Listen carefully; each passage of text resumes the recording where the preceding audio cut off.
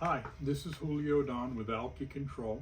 Today I want to discuss what I consider the proper installation procedure of our nozzles into different systems, whether it be rubber, steel, aluminum, and what to do with each one, how to seal them, and reasons for sealing them.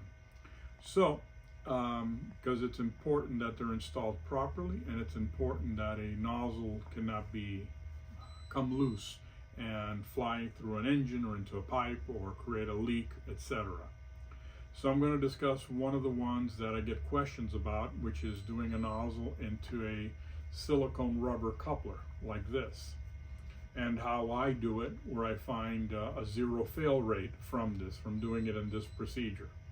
So the first thing that I do is that I figure out where I'm going to put the nozzle where it's not going to interfere with something mechanical. An example on this one, the throttle body is about that far, so I drill a hole into it, into the rubber, where it's on a nice flat spot and it's not going to create a problem. I typically will use a step drill bit like this, as the size can go from smaller to larger. And the nozzle thread is 13/32, which is 1/8 inch NPT, or an N bit. So if you go between 3/8 and 7/16, you should be okay. So once you've drilled a hole into the rubber and you have the rubber, the next thing you have to realize is the thickness of the rubber. And this will play a role on our strategy with the washers that come with the nozzle.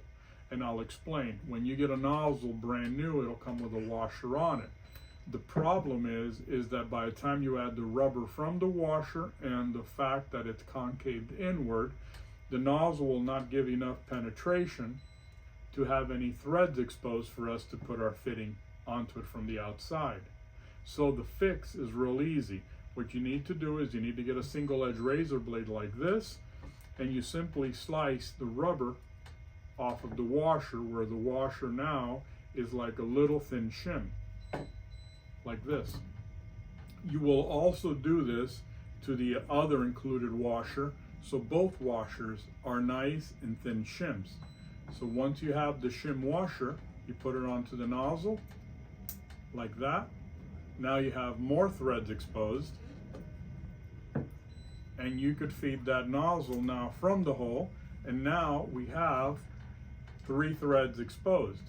Next step on this is put the outside one. And the reason we put an outside one is so that the elbow that comes with it,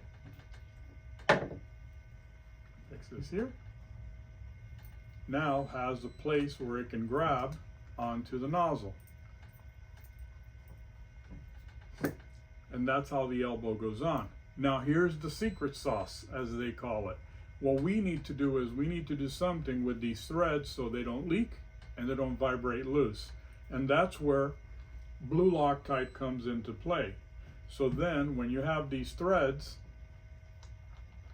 here, you put 2 drops of blue Loctite where they coat the thread on the nozzle, and then once you put the elbow on and you tighten it with wrenches and tools, now that creates a seal for the thread so it can't leak, and it also causes the thread to lock with the elbow, so that way it can't back out and free.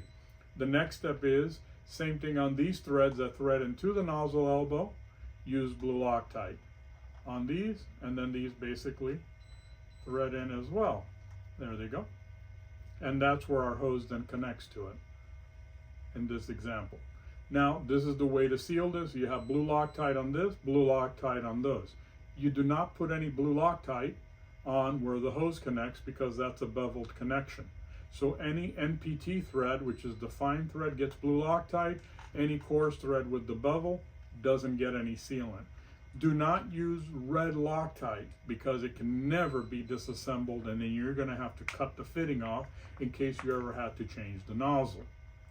On steel pipes like this one here, this is an older car pipe right here, this is from a Buick. What on these happens is you drill the hole, same process. I usually stop at 3/8, and once I drill the hole, I'll use an 1/8 inch NPT tap. These taps are available from any hardware store or Amazon. And then you will basically create threads into the pipe using a simple wrench. This is not very hard. Once you have these threads created, you back them out, back the tool out, and now we have threads that are going to be exposed in the pipe. The next move is the nozzle with the rubber, because this is a thinner pipe instead of a thick rubber one. You can simply put it on a ratchet.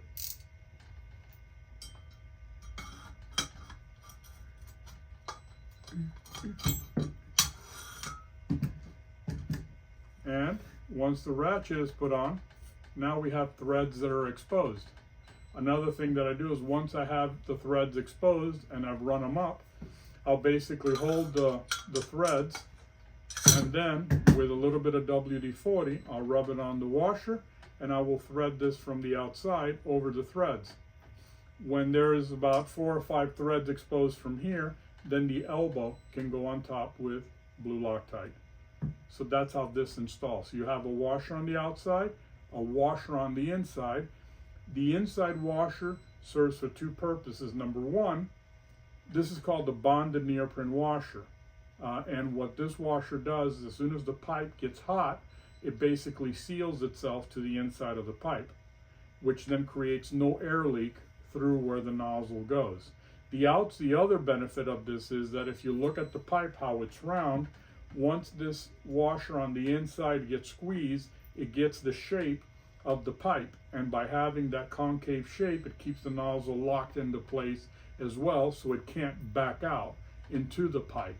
And that's another benefit of using this type of sealing washer inside to create any issues that could ever happen.